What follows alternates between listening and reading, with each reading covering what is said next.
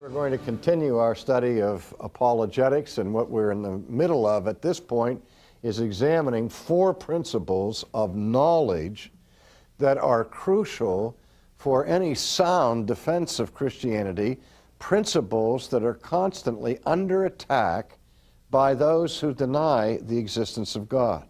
And so far we've isolated four of those, what I call non-negotiable principles, that are necessary to human knowledge, number one, and also principles that are assumed by all people and also assumed in the pages of sacred Scripture. And the four that we've isolated, I remind you, are the necessity of the law of non-contradiction, second, the law of causality, third, the basic reliability of sense perception, and fourth, the analogical use of language. And already we've looked at the law of non-contradiction, and you recall I said that people certainly can deny the law of non-contradiction and its validity, and people do that, and they do it frequently. But what I pointed out was that all denials of the law of non-contradiction are forced and temporary, because it's impossible to live, to even survive for 24 hours if you consistently deny the validity of the law of non-contradiction. You can't drive your car to an intersection, see a Big Mac truck coming down the highway and say to yourself, "Self, there's a truck there and not there at the same time and in the same relationship. There, though you may with your lips deny the validity of the law of contradiction, you apply pressure on the brake because you know you can't survive in that contradictory world." Well, let's move on now today to the second principle, which is the principle of causality. And the principle of causality is one that was used in a formidable way throughout the history of Western theoretical thought to argue for the existence of God by reasoning from the appearance of this world back to an adequate or sufficient cause that would explain this world or this universe. And so thinkers in the Middle Ages and down even beyond that reasoned from a causal base back to God as the first cause. In fact, we go all the way back to Aristotle, who argued that God is the first cause because things require a cause. Now, however, since the Enlightenment, since the 18th century, considerable skepticism has emerged against the law of cause and effect, or the law of causality.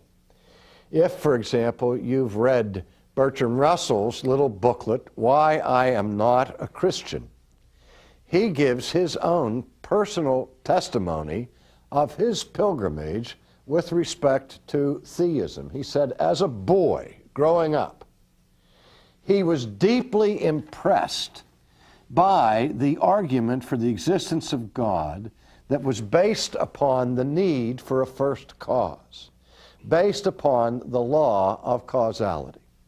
And so, as a young boy, he embraced the idea of the existence of God, until he read an essay written by the philosopher John Stuart Mill, who raised this basic objection against causal thinking. Mill said it this way: if everything requires a cause, then manifestly God would require a cause. And whoever caused God would require a cause. So that you can't reason back to God on the basis of the principle that everything must have a cause. Now, when Bertrand Russell read that essay at age 17, he said it was an epiphany for him, and he realized that the law of cause and effect would not lead you to the conclusion of a first cause, but would lead you on an endless regress that would get you in the final analysis not to God but nowhere. And so He, therefore, denied the utility of arguing for the existence of God on the basis of the law of cause and effect.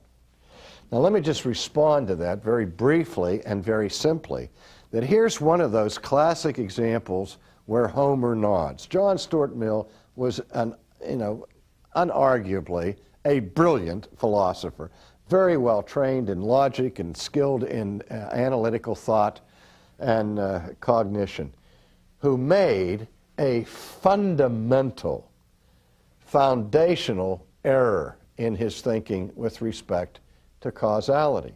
The primary error was an error in definition. He assumed that the definition of the law of causality is simply everything must have a cause. Now, if that indeed were the classical law of causality, then his criticism of causal reasoning back to a first cause would be valid. Let me put it in simple terms. I heard the story of two little boys that were having a discussion. And the first little boy said to the second little boy, "Where did the trees come from?" And his friend said, "God made the trees." And then he said, "Well, where did the flowers come from?" And his friend said, "God made the flowers." Then his friend said, "Well, where did you come from?" And he said, "God made me." And then his buddy said, "Well, who made God?" And his partner said, "God made himself." Now, I remember also my mother telling me that when I was about 3 years old, I asked our minister, "Who made God?" And my minister was super impressed by that and told my mother, "You know, you have a child prodigy on your hands here, and this boy is going to grow up to be a theologian or a philosopher or something like that." And my mother was fond of telling me that when I was pursuing a career in theology. She said, "I always knew you were going to do that because the minister told us that when you were 3 years old." And I said, "Mom, let me tell you something." She said, "What?" I said, "Every 3-year-old kid asks that question. Where does God come from?"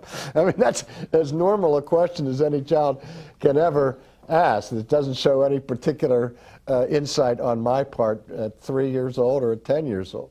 I said, however, we somehow stop and say, boy, that little kid is profound when he says, who made God? And he says, God made himself. No, no, no, no, no. Even God can't make himself. And the point is, we don't have to have an antecedent cause for God.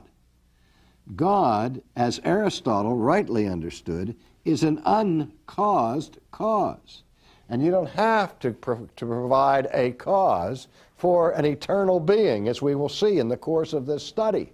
But just now, by way of shorthand, let me just say that the error is in the definition. The law of causality has never said that everything has to have a cause. Rather, the law of causality, stated properly, says every effect must have an antecedent cause. Every effect must have an antecedent cause. Now, had John Stuart Mill been working with that definition of causality, he would never have gotten himself into the mess he did and never would have led Bertrand Russell astray into that morass of confusion, which, by the way, that principle that Bertrand Russell, as brilliant as he was, adopted at age 17, he maintained till the day he died. That error continued in his thinking. Because the definition of the law of causality, again, is not that everything must have an effect, because if everything had to have an effect, had to have a cause, God indeed would have to have a cause. But the law simply says every effect must have a cause. And if we could find something that is not an effect, that is something that has the power of being within itself and is from eternity, obviously that being would not be an effect. And when we define the character of God, we say that God is a self-existing, eternal being who is independent, underived, not contingent, but he's eternal. He is not caused because he is not an effect. Only things that are made are effects. Now, if we look at this definition, we see, and I get just a little bit technical here, that this definition, every effect must have a cause, is a statement that we say is formally true. Not formerly, but formally. You know, that is to say, it is a formal truth. Now, what is a formal truth? A formal truth is a truth, I'm trying to make this easier, and I'm going to make it more abstract. A formal truth is a truth that is analytically true. Whoops. I'm trying to simplify and I'm making it worse, right? If it's formally true, it's analytically true. What that means is that it's true by definition. That if you analyze this statement, every effect must have a cause. Just by analyzing the words and their relationship in the statement, you will see that the statement not only is true, but by definition has to be true. An analytical statement would be one like this. A bachelor is an unmarried man. Now, in an analytical statement like that, a bachelor is an unmarried man. You have the subject, which is the word bachelor. And then you say something about the bachelor to describe him. You predicate something about the bachelor. And what you say is the bachelor is an unmarried man. But what do you find out about the bachelor in the phrase unmarried man that you didn't already know with the word bachelor? See, in an analytical statement, there's no new information given in the predicate from what's already there in the subject. If I tell you, let me say, a triangle has 3 sides. Is that true or not? Of course it's true. It has to be true because a triangle by definition has 3 sides. Just like a bachelor by definition is an unmarried man. Now, not all unmarried men are bachelors. Some are widowers, right? But all bachelors are unmarried men. So what we say that something is formally true or analytically true, another way of saying is it's logically true. It's true by definition. Now again, let's look more carefully at the definition. If we say every effect, and just stop right there, and we introduce the word effect. What is an effect? How would you define an effect? What is an effect? Something that happened. Something that happened, or something that It's going to happen. or if it will happen, that's true, but something that has been made, something that has been produced, right? Or to use the language, something that has been caused. See, an effect, by definition, is something that has been caused by something else. Now, what is a cause? What is a cause? What does a cause do? It brings some kind of a result. And what do we call that result? An effect. That's right. You can't have a cause that doesn't cause anything. What a cause causes is an effect. So you can't have a cause without an effect, and anything that is identified as an effect, by definition, must have a cause. So that in a very real sense, this statement, every effect must have a cause, is just simply a mental extension of the law of non-contradiction. Because something cannot be an effect and not be an effect at the same time in the same relationship. Something cannot be a cause. You can't have a cause without an effect, and you can't have an effect without a cause, because otherwise you have a contradiction.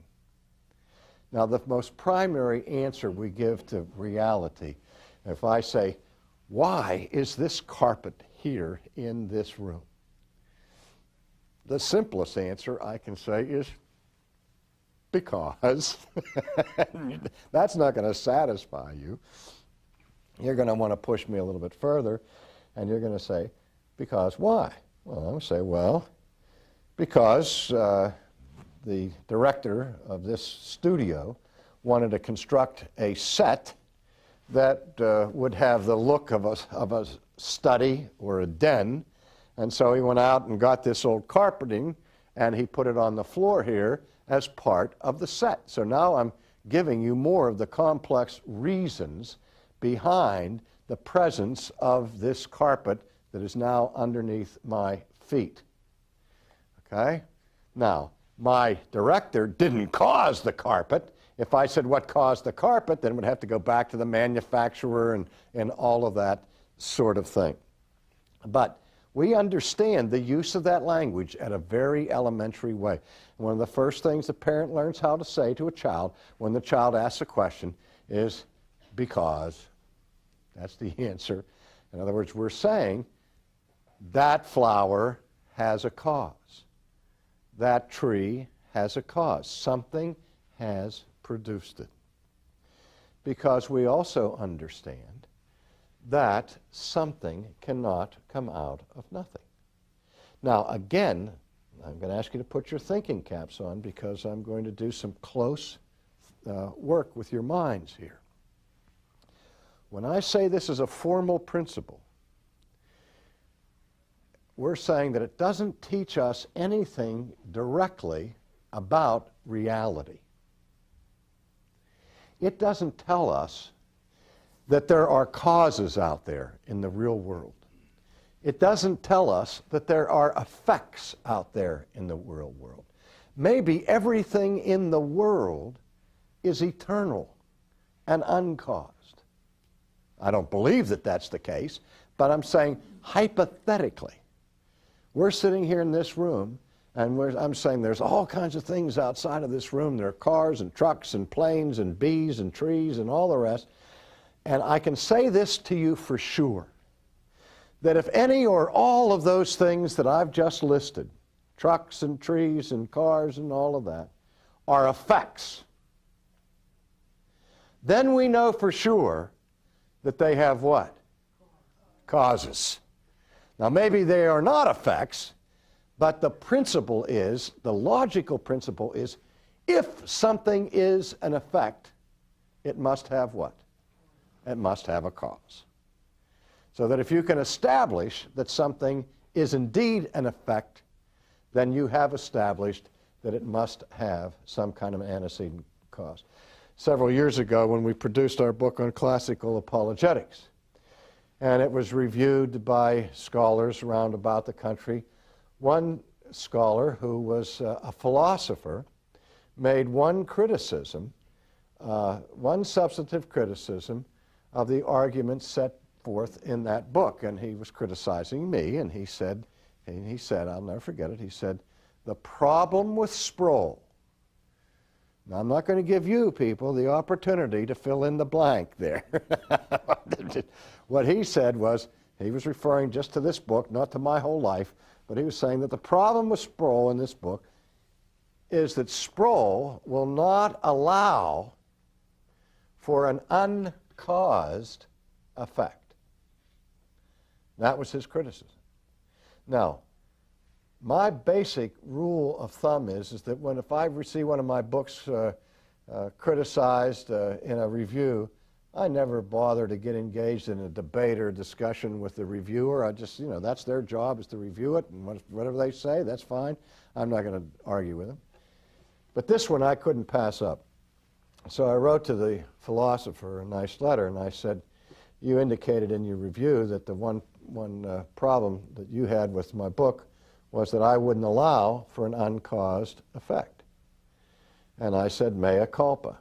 You're right. I won't allow for an uncaused effect. But I thought that my obstinate refusal to not allow for uncaused effects was a virtue, not a vice.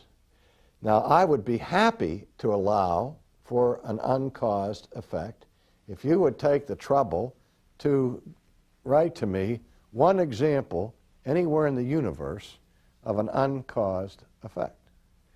And of course, I'm still waiting for his response, because I know, and he knows upon a moment's reflection, that you can't possibly have an uncaused effect, because an effect, by definition, is something that has an antecedent cause. But that's only one of the reasons why an avalanche of doubt has been leveled against traditional causal thinking. The other reason, which we will explore in our next session, is the critical analysis of causality that was launched by the British empirical philosopher David Hume. David Hume's watershed critique of causality has led many thinkers after him to believe that David Hume demolished causality altogether.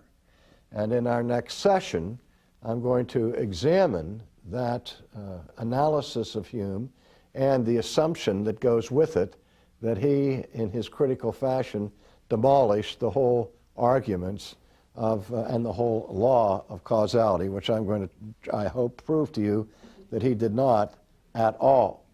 But again, let me just recapitulate that denials of the law of causality are frequently found in those who argue against classical theism, who want to avoid the enormous power of causal thought that drives people to give a sufficient cause for effects that we recognize to be effects.